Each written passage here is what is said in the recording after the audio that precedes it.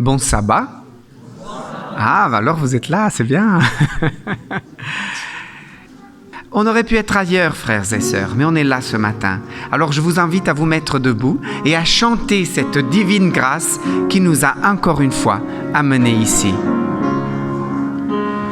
Divine grâce, je suis sauvé. Jésus efface l'iniquité. Pour tous les hommes, Christ est sauveur. C'est lui qui donne paix et bonheur. C'est l'espérance qui nous soutient. Dans sa puissance, Jésus revient. C'est l'espérance qui nous soutient. Dans sa puissance, Jésus revient. Dieu nous enseigne à nous garder du mal qui règne, de tout péché. Vivre sans cesse, persévérer dans la sagesse, la sainteté. C'est l'espérance qui nous soutient. Dans sa puissance, Jésus revient. C'est l'espérance qui nous soutient. Dans sa puissance, Jésus revient. Peuple fidèle, prépare-toi. Rempli de zèle, prêche ta foi. Par sa justice purifiée, à son service sois tout entier. C'est l'espérance qui nous soutient. Dans sa puissance, Jésus revient. C'est l'espérance qui nous soutient. Dans sa puissance, Jésus revient. Je vous invite à garder cette position alors que Alcimar nous guidera dans la prière. Prions. Seigneur, c'est vrai que c'est une belle espérance, c'est de savoir que Jésus revient nous chercher, qu'il est là pour nous et que nous pouvons sentir sa présence. Seigneur, merci pour cet amour que tu nous donnes, pour tellement de bonnes choses, tes bontés, elles sont inépuisables. Et je te demande, Seigneur, que tu puisses bénir chaque famille ici représentée, que tu puisses nous donner la force et le courage pour les défis qui viennent, et qu'on puisse aussi, pour les élèves, qu'ils puissent aussi se reposer, prendre du bon temps après les examens, et que les parents aussi puissent souffler un petit peu. Merci Seigneur pour ta bonté, j'ai déjà dit, mais je suis tellement contente d'être dans ta maison ce matin. Je suis contente d'être parmi mes frères et sœurs. Nous avons le même objectif, c'est de te louer, t'adorer ce matin. Sois aussi avec les malades, Seigneur, qui puissent sentir ta présence, que tu puisses embrasser ceux qui sont à la maison, parfois tristes, sans savoir quoi faire, mais que tu puisses les consoler. Merci que tu reviens bientôt, Seigneur. Aide Jacques pour partager le message avec nous et que nous puissions avoir les oreilles bien attentives pour écouter ce que tu veux nous dire ce matin. Merci pour tout ce que tu fais pour nous. Au nom de Jésus. Amen.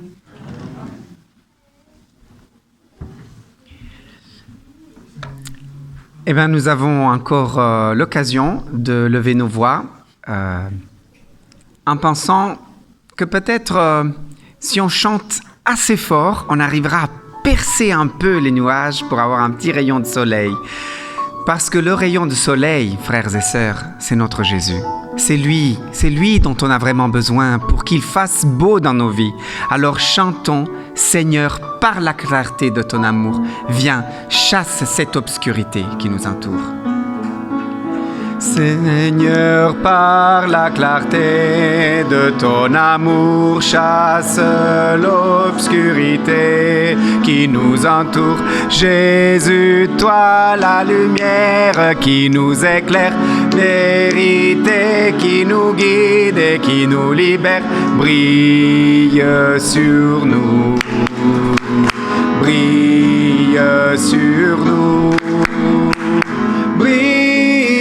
Jésus, couvre ce pays de ta gloire, brûle l'Esprit Saint, embrase nos cœurs, coule en torrent de ta grâce, remplis les nations, parle Seigneur, que la lumière soit. Seigneur, tu me conduis en ta présence, de la nuit dans l'éclat de ta puissance. Par ton sang, je prends part à ta sainteté. Sonde-moi mes ténèbres, consume-les, brille sur moi, brille sur moi, brille, oh Jésus, couvre ce pays de ta gloire, brûle l'Esprit Saint, embrase nos cœurs, coule en torrent de ta grâce, remplis les nations, parle Seigneur, que la lumière soit.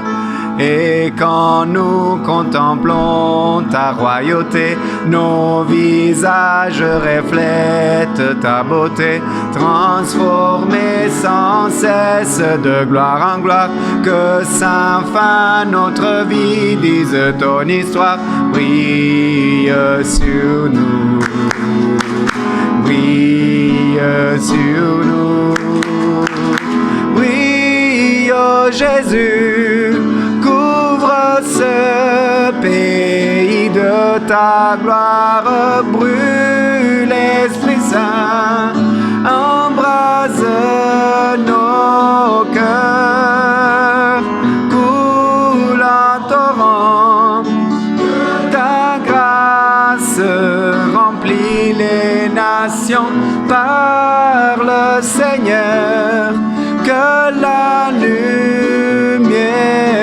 soit. Amen. Et que sa lumière puisse briller dans nos cœurs tout le long de ce service. Je vous invite à vous mettre confortablement assis. J'invite Jacques à partager la parole avec nous ce matin.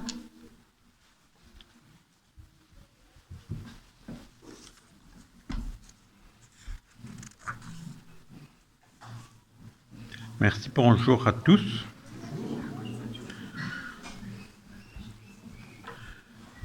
Je suppose que vous êtes tous en pleine forme maintenant que c'est les vacances. Pour beaucoup, ça doit relever les coins de la bouche de manière à être heureux d'être libéré de l'école ou de certaines contraintes autres de travail.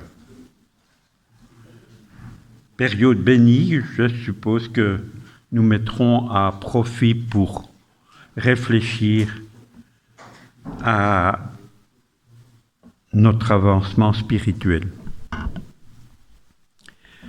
Il y a environ 2000 ans, Jésus nous a donné des paraboles et des enseignements. Aujourd'hui, je voudrais revenir avec vous sur une parabole hyper connue, la parabole des 10 vierges.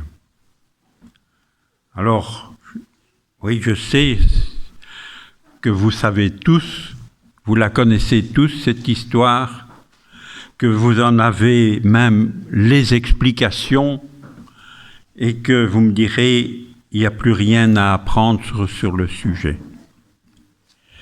Eh bien, ce matin, je voudrais que ensemble nous puissions regarder un petit peu cette parabole et y trouver peut-être une face cachée. Pour beaucoup, il s'agirait d'une histoire, d'une belle petite histoire biblique, où il serait question de lampes, d'huile, de préparatifs à un mariage. Cependant, la parabole est en réalité un avertissement de la parousie. Mais peut-être aussi d'autres aspects. En effet, cette parabole se trouve dans l'évangile de Matthieu, on est tellement dans Marc maintenant, l'évangile de Matthieu, qu'il s'agit d'un thème cher à Matthieu. Et je vous en donne la preuve. Nous lirons dans Matthieu au chapitre 7 et au verset 21, « Ceux qui me disent « Seigneur, Seigneur » n'entreront pas tous dans le royaume des cieux, mais seulement celui qui fait la volonté de mon Père céleste. Beaucoup me diront ce jour-là, « Seigneur, n'avons-nous pas prophétisé en ton nom? N'avons-nous pas chassé les démons en ton nom? N'avons-nous pas fait beaucoup de miracles en ton nom? Alors je leur dirai ouvertement, je ne vous ai jamais connu. Éloignez-vous de moi, vous qui commettez le mal. » Et un petit peu plus loin, au verset 24, « C'est pourquoi toute personne qui entend ces paroles que je dis et les met en pratique, je la comparerai à un homme sensé, qui a construit sa maison sur le roc. La pluie est tombée, les torrents sont venus, les vents ont soufflé et ils se sont déchaînés contre cette maison.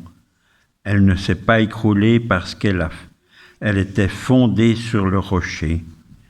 Mais toute personne qui entend ces paroles que je dis et ne les met pas en pratique ressemblera à un fou qui a construit sa maison sur le sable. La pluie est tombée, les torrents sont venus, les vents ont soufflé, ils se sont abattus sur cette maison, elle s'est écroulée, la ruine fut grande. » Et nous nous retrouvons là toujours avec dans le même thème, au chapitre 13, on trouve la parabole du semeur, et un peu plus loin la parabole de la mauvaise herbe, et juste avant le chapitre 24, on retrouve encore la parabole de l'esclave digne de confiance. Vous voyez que tout l'évangile de Marc insiste sur le fait d'être prêt. Mais revenons au texte. Alors, nous est-il dit dans Matthieu 25, versets 1 à 5, « Le royaume des cieux ressemblera à ceci. 10 jeunes filles prennent leurs lampes et elles sortent pour aller à la rencontre du marié. 5 d'entre elles sont imprudentes et 5 d'entre elles sont sages. Les jeunes filles imprudentes prennent leurs lampes, mais elles n'emportent pas de réserve d'huile. Les jeunes filles sages prennent leurs lampes et elles emportent de l'huile dans des récipients. Comme le marié tardait, toutes s'assoupirent et s'endormirent. » Que voyons-nous dans ce texte? Dans cette première partie, on nous dit que la venue du royaume en sera semblable à 2 groupes de jeunes filles. Donc on est là en présence de 2 groupes. Et nous sommes ici à une cérémonie de mariage, comme cela se passait à l'époque, dans cette région du monde, où le fiancé venait chercher sa fiancée et pour faire la fête, et cela se faisait habituellement le soir ou tard la nuit. Celui-ci était accompagné de jeunes filles.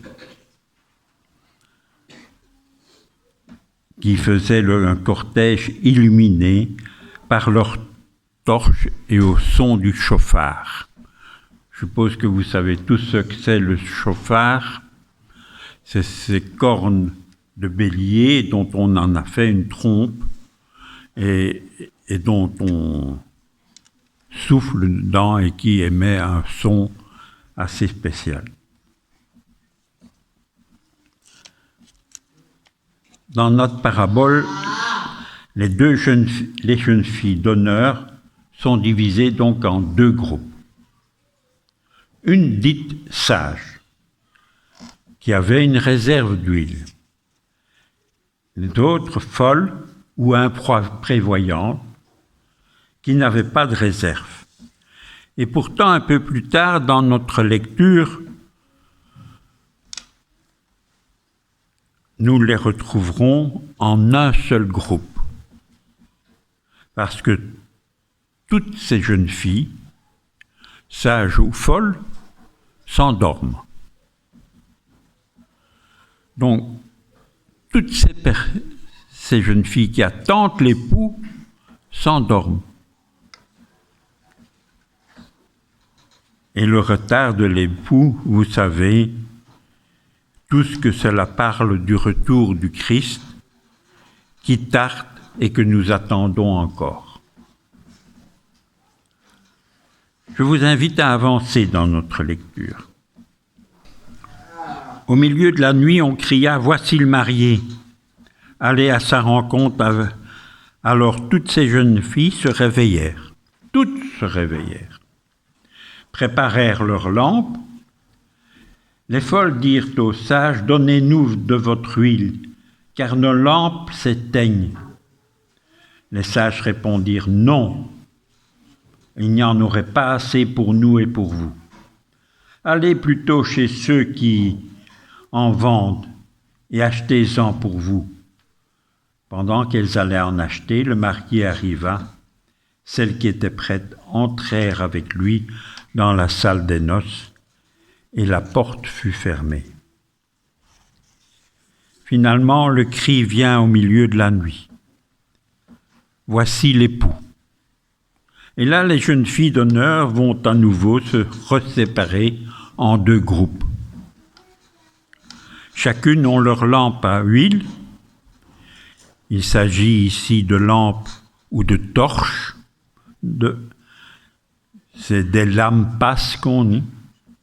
Et vous savez comment sont ces lampes, généralement.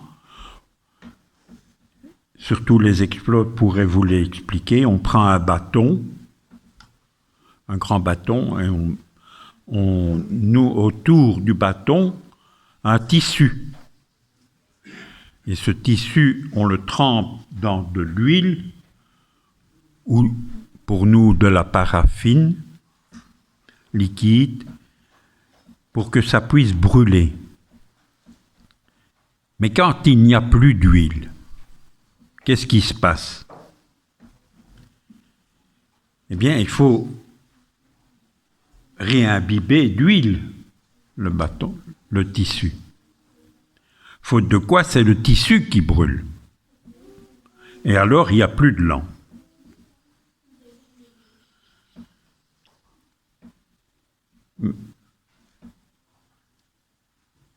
Et là, les imprudentes disent « On n'a plus d'huile. Il faut que vous nous en donniez un peu. » Et la réponse des sages est assez déconcertante.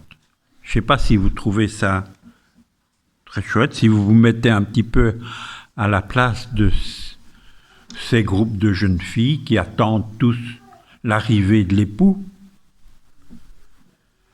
Et alors, où celles qui n'ont plus d'huile, elles demandent qu'on leur en donne un tout petit peu pour qu'elles puissent, elles aussi, participer à la fête. Et les réponses sont non, il n'y en aura pas assez pour nous et pour vous. Allez plutôt en chercher chez ceux qui en vendent et achetez-en pour vous. Étrange. Vous ne trouvez pas? Voilà une réponse assez déconcertante. Nous sommes là au beau milieu de la nuit et pas sûr qu'il y ait des commerçants ouverts, en plus. Nous ne sommes pas dans nos métropoles où on trouve des magasins, des boutiques night and day à toute heure du jour et de la nuit ouvertes. Du coup, elles vont être renvoyées par l'époux. Quelle étrange histoire, avec des comportements assez choquants. Bon, je suis d'accord avec vous. Nous ne devons pas prendre tout le récit de cette parabole au pied de la lettre, mais je trouve leur attitude quand même interpellante. Continuons la lecture. Pendant qu'elles allaient en acheter, le mari arriva. Celles qui étaient prêtes entrèrent avec lui dans la salle des noces, et la porte fut fermée. Plus tard, les autres jeunes filles vinrent et dirent « Seigneur, Seigneur, ouvre-nous » Mais il répondit « Je vous le dis en vérité, je ne vous connais pas. Restez donc vigilants, puisque vous ne savez ni le jour ni l'heure. » Quand vous entendez ce mot « Je ne vous connais pas », ça vous fait penser à quoi?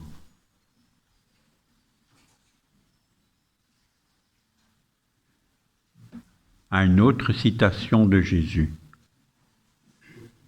S'il vous plaît. Le retour, oui, mais quel passage en particulier? Oui, celui que j'ai lu tout à l'heure. Oui, tout à fait. Il a dit ça encore à une autre occasion. Voilà. Et qu'est-ce qu'il dit? Je ne vous connais pas. Et pourtant, et qu'est-ce qu'il recommande de faire dans cette-là? Non?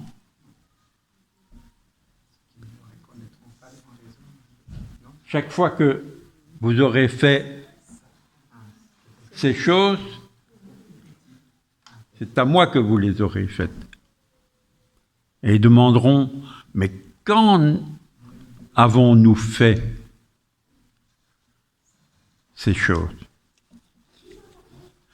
Le maître dit alors au serviteur, vous pouvez voir qu'à certains moments, le maître aurait très bien pu dire « Mais entrez aux jeunes filles, c'est pas grave, vous êtes en retard, mais bon, bah allez, on va pas faire ça, que la maison soit bien remplie. » Surtout qu'un peu plus loin dans Matthieu, il va dire, le maître dit alors au serviteur « Va sur les chemins, le long des haies, et ceux que tu trouveras, oblige-les à venir, à entrer dans ma maison, afin qu'elle soit remplie. » Non, ici le maître insiste sur le fait que nous devons être prêts, veiller, prier, car vous ne savez ni le jour ni l'heure. Je vais vous raconter une petite anecdote. Il y a environ un bon mois, nous avons été visiter une exposition sur le Titanic. Vous savez, elle a lieu ici à Bruxelles, elle est encore ouverte. Ce qui m'a frappé, c'est l'ordre qu'a donné le capitaine après la collision de l'iceberg. Vous savez quel ordre il a donné? Il a donné l'ordre de fermer les sas de sécurité. Donc il y a des fermetures de compartiments étanches. Pourquoi? Parce qu'en faisant cela, il condamnait certains marins qui étaient là, qui travaillaient soit dans les chaufferies ou soit dans d'autres endroits, à une mort certaine. Et il faisait ça pourquoi? Dans l'espoir d'en sauver un plus grand nombre.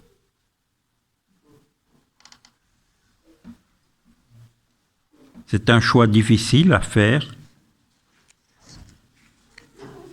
un choix que tous nous pourrions pas faire et que nous trouverions peut-être choquant de devoir faire. Il en est de même si vous voulez être capitaine de sous-marin,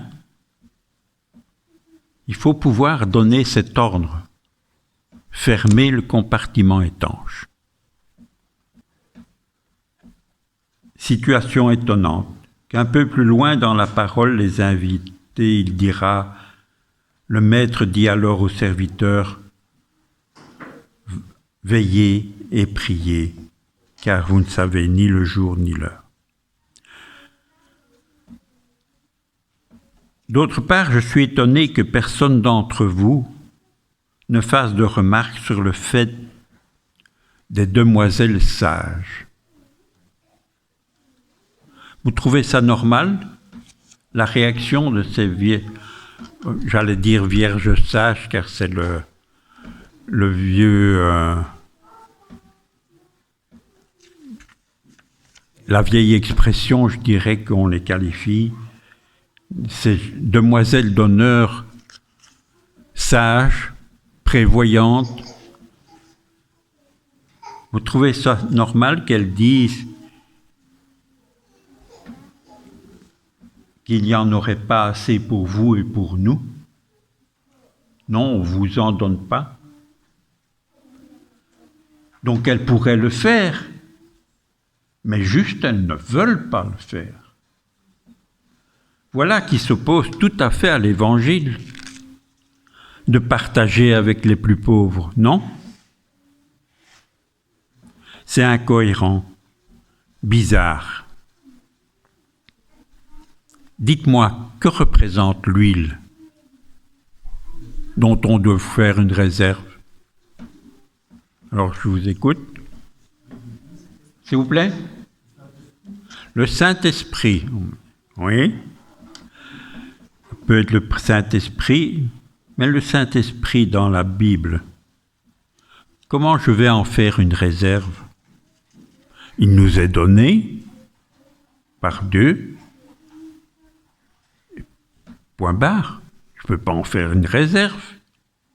Expérimenter dans de petites choses, oui. Enfin, moi, ça ne me donne pas tout à fait une réponse qui me satisfait.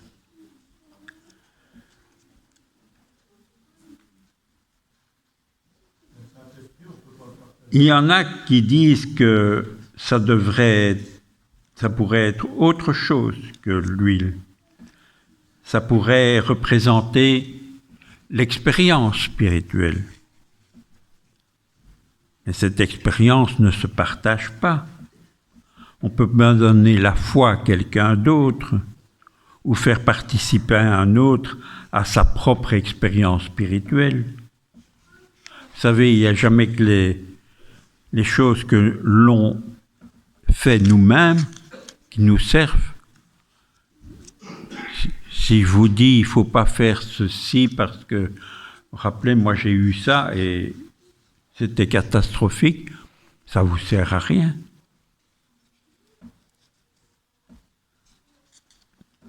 Et ça nous met une sorte de pression de savoir que c'est une expérience spirituelle. Ce n'est pas très libérateur, je trouve. Il y en a encore d'autres qui disent que ça peut être le caractère. Là encore, comment avoir une réserve de caractère? Et là encore, je trouve que ça ne répond pas au texte. Mais alors, même si on l'a donné ce texte d'explication, cela pendant des années, je dois reconnaître que ça donne une satisfaction moyenne. Ce qui ne veut pas dire que les explications de l'huile précédente sont fausses. Mais peut-être que ça peut nous aider à réfléchir un peu plus loin ce matin. Et c'est là notre but. L'huile dans le passage où les vierges folles demandent « Donnez-nous de votre huile », le mot « huile » est traduit par « elaion ». et qui peut signifier l'huile d'olive comme combustible ou pour guérir la maladie. Et cela peut prendre une autre dimension pour nous.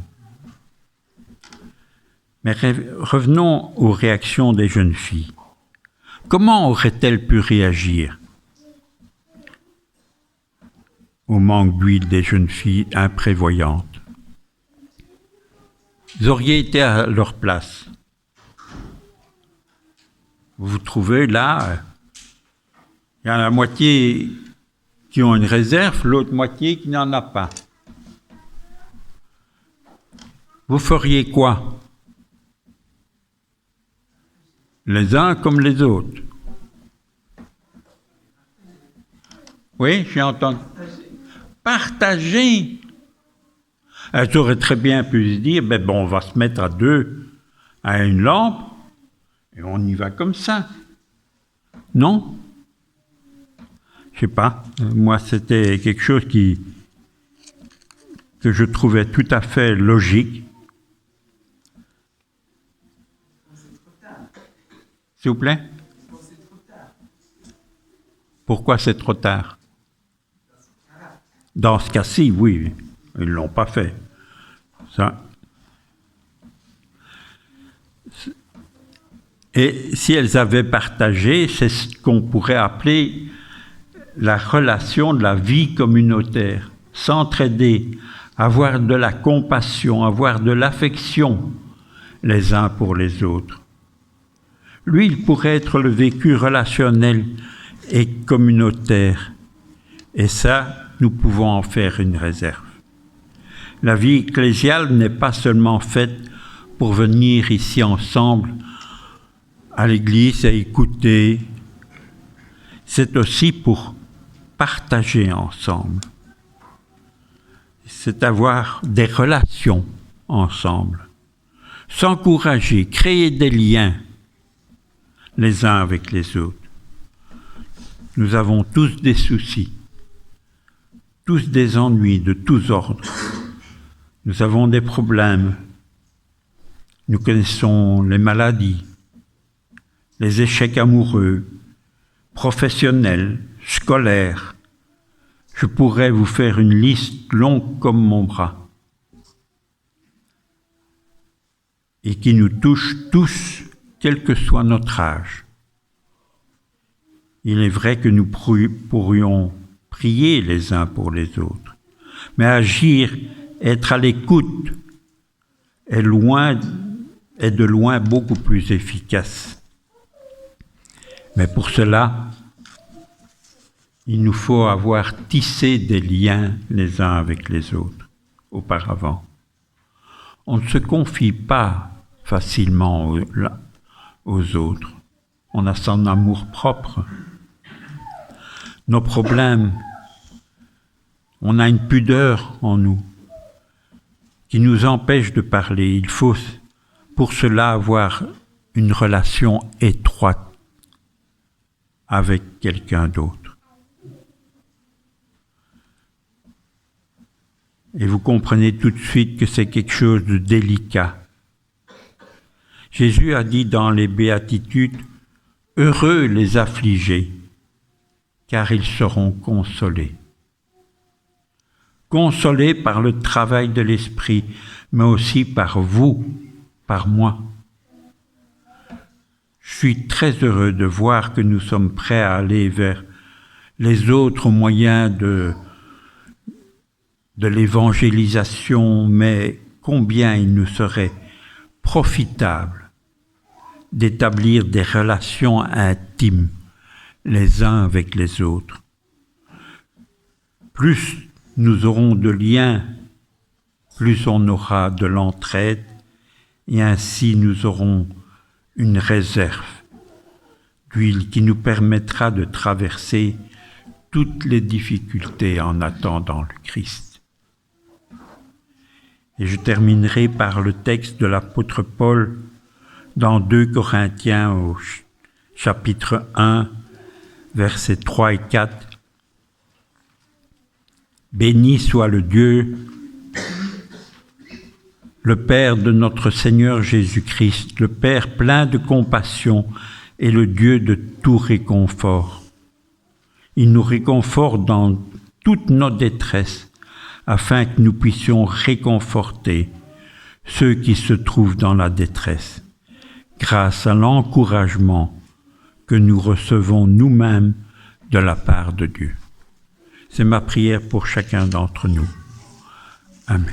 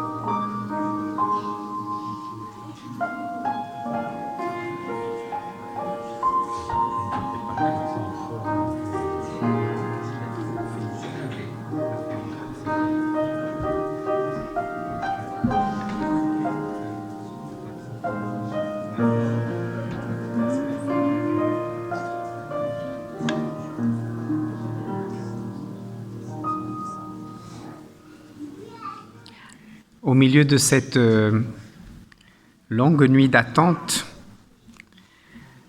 que l'époux n'arrive, nous avons besoin donc de force, et cette force, c'est Dieu qui peut nous la donner.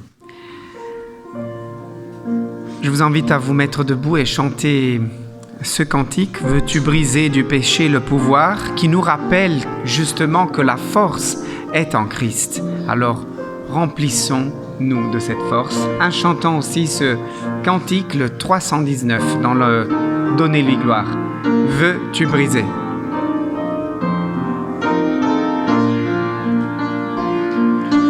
Veux-tu briser du péché le pouvoir ? La force est en Christ, la force est en Christ. Si dans ton cœur tu veux le recevoir, la force est dans le sang de Christ. Je suis fort, fort, oui, plus que vainqueur par le sang de Jésus. Je suis fort, fort, oui, plus que vainqueur par le sang de Jésus, mon sauveur. Veux-tu du ciel t'approcher chaque jour? La force est en Christ, la force est en Christ. Avec Jésus demeurer pour toujours. La force est dans le sang de Christ. Je suis fort, fort, oui, plus que vainqueur par le sang de Jésus. Je suis fort, fort, oui, plus que vainqueur par le sang de Jésus, mon sauveur.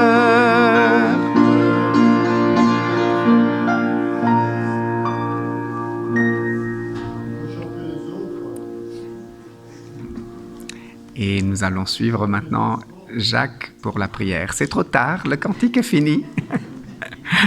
Mais merci pour la joie et pour l'enthousiasme.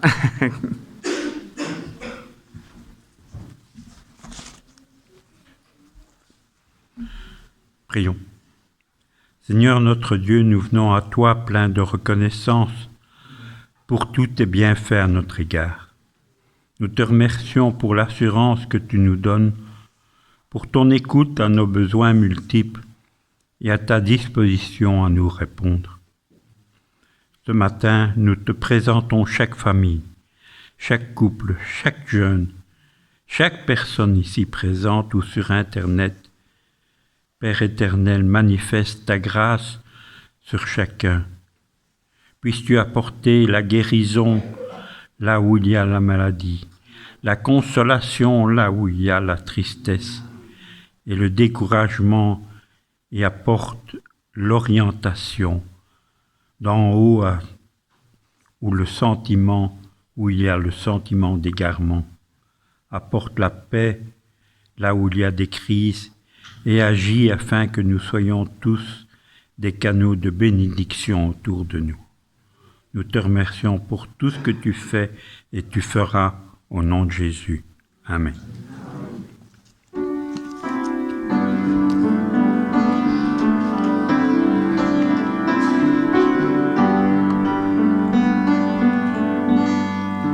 Que la paix de Dieu reste dans vos cœurs.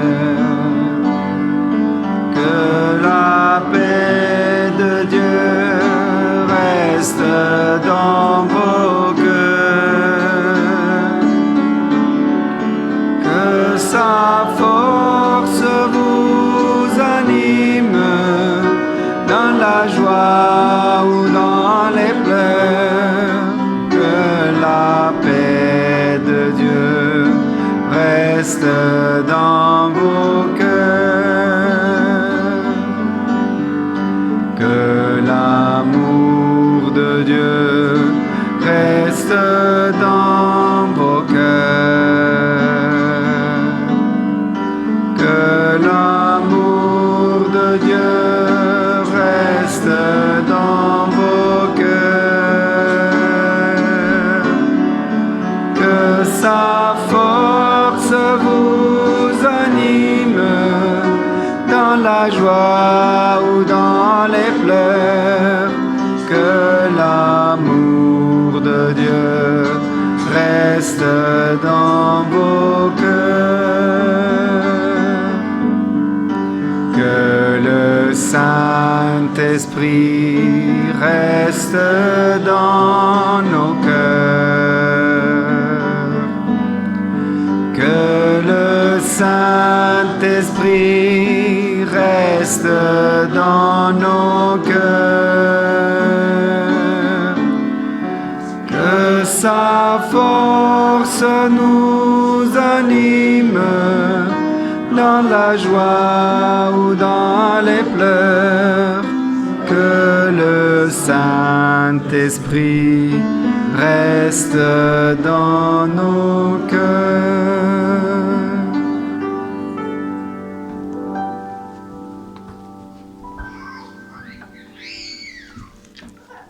Je vous lirai dans Jérémie 29, 11 et aussi en Deutéronome 31, 8.